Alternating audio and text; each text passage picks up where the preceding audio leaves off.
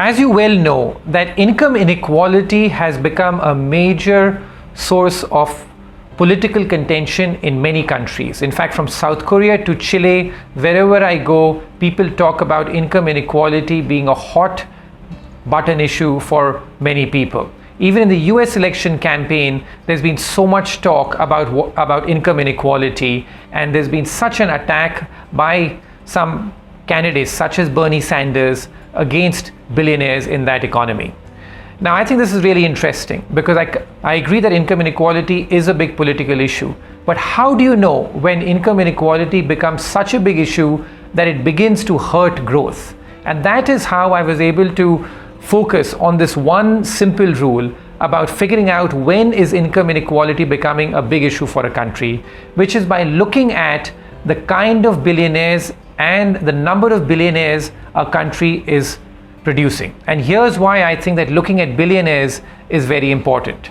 Because income inequality is measured by all sorts of abstract economic statistics, such as Gini coefficients. But the problem with that is that that data tends to be old, not frequently updated, and not particularly reliable at times. My point here is that if you look at the list of billionaires in a country, that tells you a lot about the health of their economy. And here's why.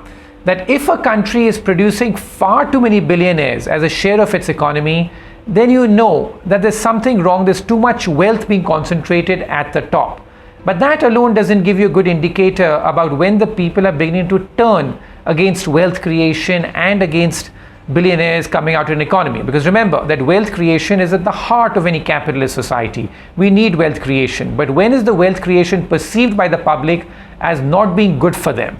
It is when the kind of wealth being created is seen to be in industries that benefit from government largesse, or where the billionaires are creating wealth by being corrupt.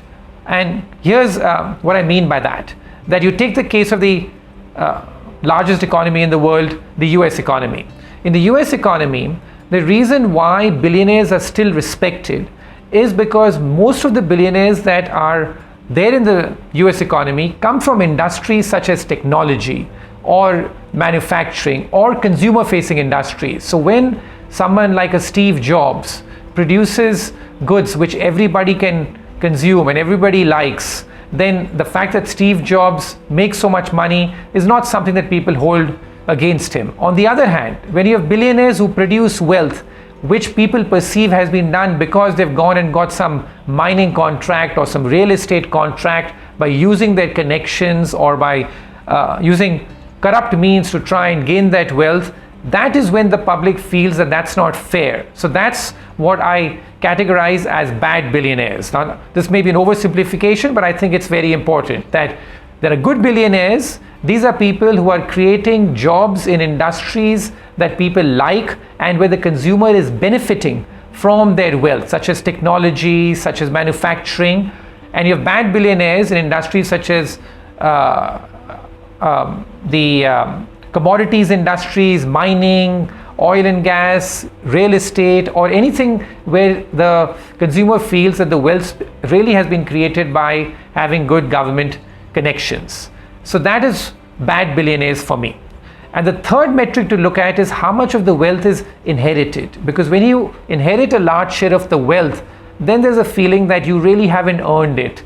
On the other hand, when you have first generation billionaires who create wealth from bottom up and from literally from a very low starting base, those billionaires tend to be admired a lot.